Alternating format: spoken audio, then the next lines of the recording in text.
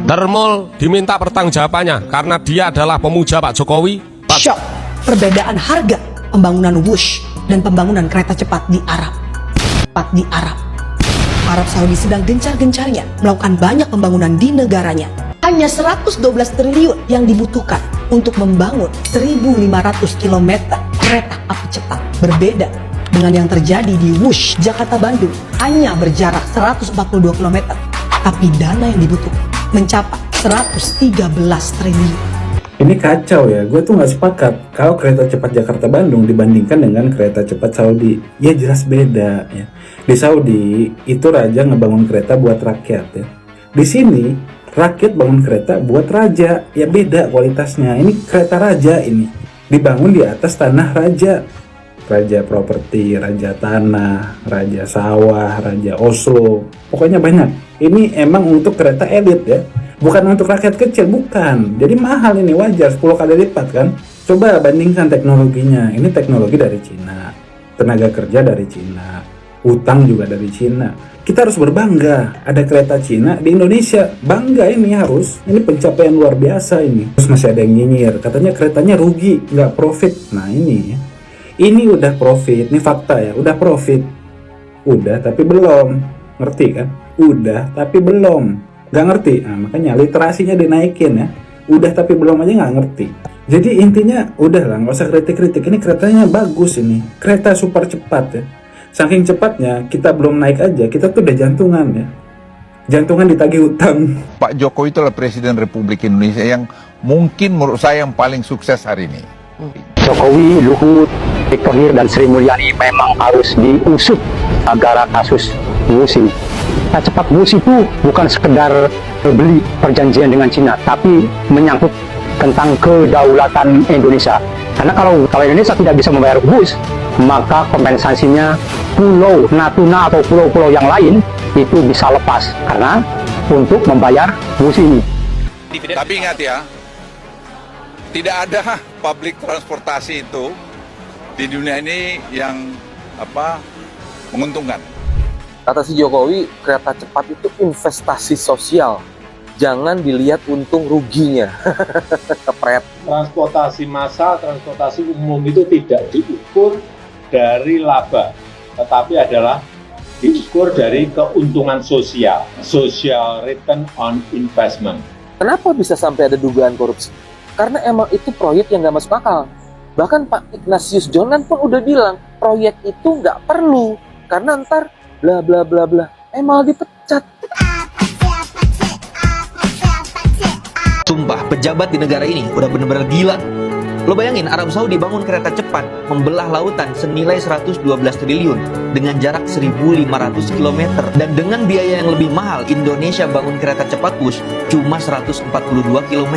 Arab Saudi relnya 10 kali lebih panjang, tapi biayanya jauh lebih murah. 1 km di Arab Saudi cuma sekitar 75 miliar. Sedangkan di Indonesia 1 kilometernya bisa tembus 800 miliar. Ini kita yang bodoh, atau pejabat di negara ini yang udah lebih jahat daripada iblis? Saya udah bicara dengan Cina karena saya yang dari awal mengerjakan itu, karena saya nerima sudah busuk itu barang. Opung, sudah tahu barang itu bermasalah, sudah rusak, anggarannya membengkak, utangnya tambah banyak.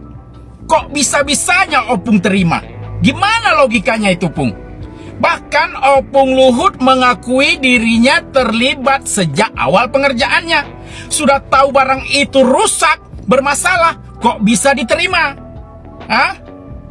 Pantesan aja lah ya, Opung Luhut ini dikasih banyak jabatan oleh Pak Jokowi karena menerima dan mendukung penuh proyek kereta api cepat Wush ini. Sementara para pejabat, menteri yang tidak mendukung, yang menolaknya, dipecat, dicopot, diberhentikan. Parah ya. Sudah tahu barang rusak, bermasalah, diterima. Yang tidak terima, dipecat. Darmul diminta pertanggungjawabannya karena dia adalah pemuja Pak Jokowi. Pak Jokowi membuat program strategis nasional yang dulu sering diingatkan, ditolak oleh para mahasiswa, para akademisi. Bahkan waktu itu ya, Pak Jonan menolak tapi dipaksakan dan ternyata mengalami kerugian. Satu semester itu 1,6 triliun dan sekarang sudah rugi 5, sekian triliun. Jangan sampai Termul ini bisa tidur karena dia itu orang yang katanya kalau Pak Jokowi diusik dia nggak terima, bahkan nyawa dia berani dikorbankan untuk Pak Jokowi. Ayo iuran Termul ya.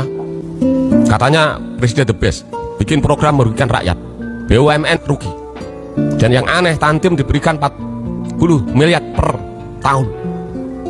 Dan kalian puja-puji terus kebijakannya.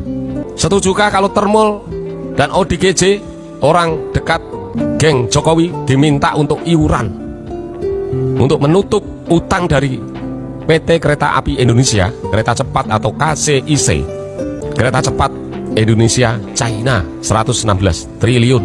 Orang-orang menteri yang bekas Jokowi itu berusaha terus menjebak Prabowo. Oke. Tadi kita jelaskan tentang bagaimana Luhut menjebak tentang kereta api cepat. Perpanjang. Oke. Yang kita menarik ini, jebakan-jebakan Bahlil ini hampir tiap hari. Apa itu, Pak? Terjadi. Jadi gini, Bahlil sekarang, dulu kan Bahlil bersama Pak Luhut sudah berhasil tanda kutip membagi-bagi tambang dengan bungkus hilirisasi. Masuklah tambang Cina semua macam-macam dan hampir habis. Sekarang ada lagi yang lebih menarik. Apa itu modus? Dia membungkus hilirisasi dengan pembangunan pabrik baterai mobil di Indonesia, dan lucunya itu melibatkan perusahaan Cina yang dulu Korea kan, ya, LG mundur, kemudian dengan Antam Aneka Tambang. Oke. Dan menarik, ada namanya mitra lokal. Kenapa harus ada mitra lokal? Nah, mitra lokal. Nah, yang lucu, yang aneh, ini adalah yang membentuk konsorsium itu adalah Bahlil atas nama tim hilirisasi, ketua tim hilirisasi, tidak mengajak Danantara. Bayangkan dia mengatur konsorsiumnya. Jadi inisiatif Bahlil. Dari Bahlil, SK-nya Bahlil. Tanpa melibatkan Danantara. Yang menariknya, yang perlu kita curigai, Pak, bukan curigai, harus dicurigai. Satu, dia di konsorsium menyatakan bahwa Aneka Tambang harus mendivestasi sahamnya sehingga di proyek ini menjadi minoritas. Kok bisa begitu? Padahal baterai kan di sini, tambang di sini. Ya. Apa kaitannya tambang harus divestasi? Ya. Harusnya ini mengendalikan hulu, ya biarkan di sini, jangan paksakan dong. Oke, itu yang pertama. Jadi memang ingin agar dikendalikan swasta, asing dan swasta.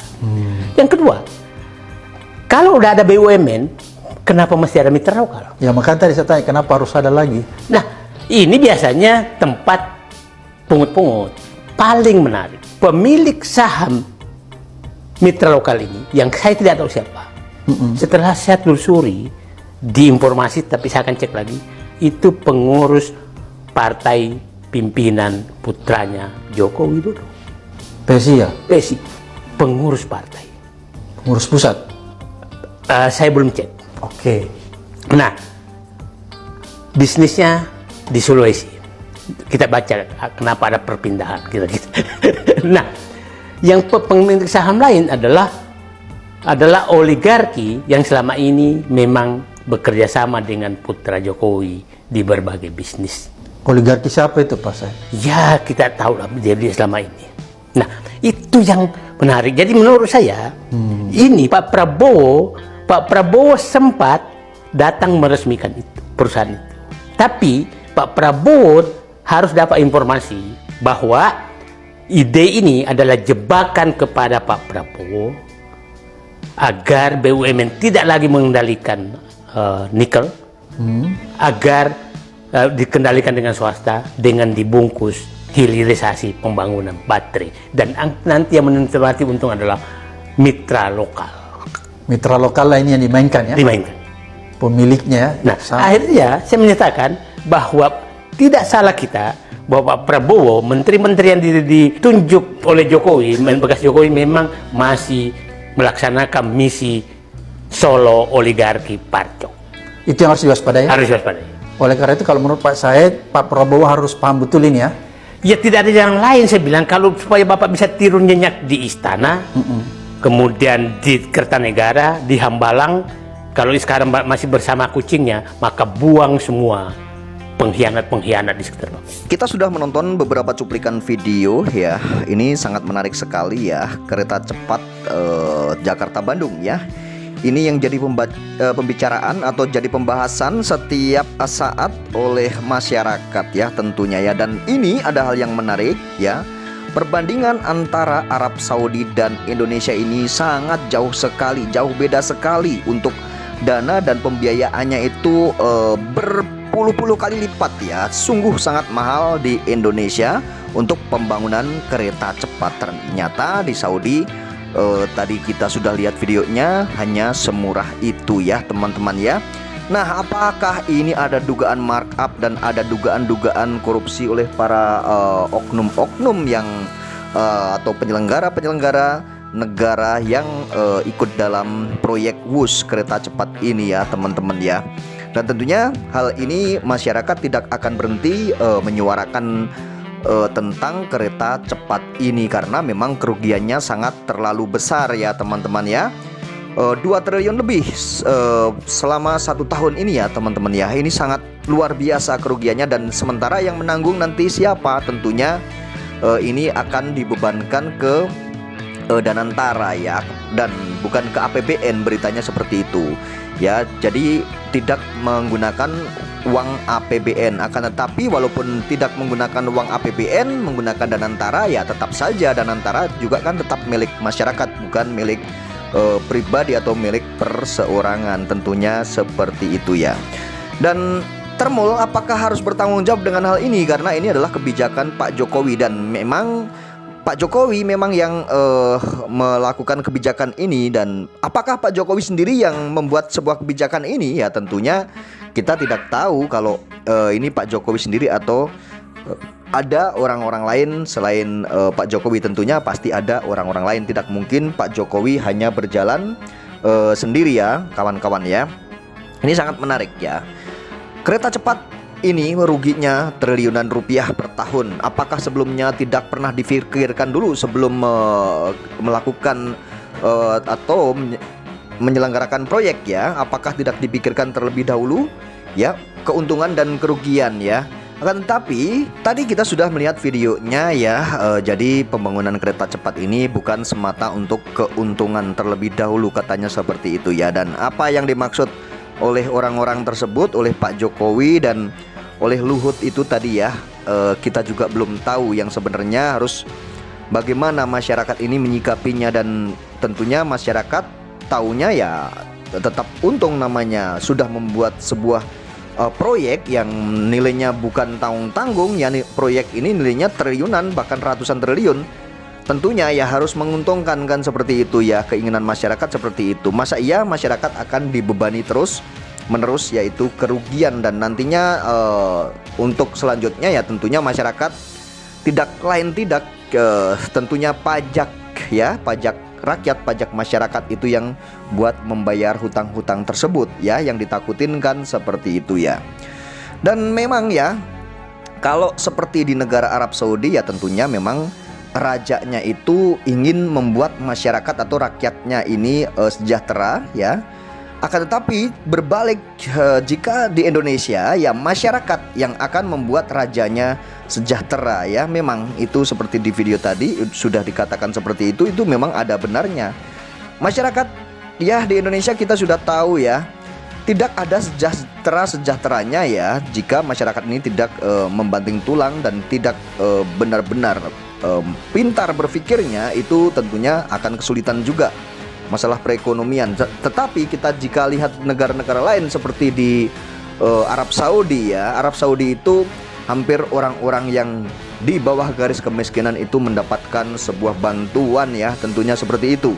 Beda sekali, jauh sekali dengan di negeri kita ini yang rakyatnya itu membuat kaya raja-rajanya, bukan sebaliknya. Seharusnya pemimpin ya, penguasa ya yang menjabat di negeri ini tuh harus membuat masyarakat itu sejahtera, seharusnya seperti itu. Akan tetapi ini justru malah berbalik ya.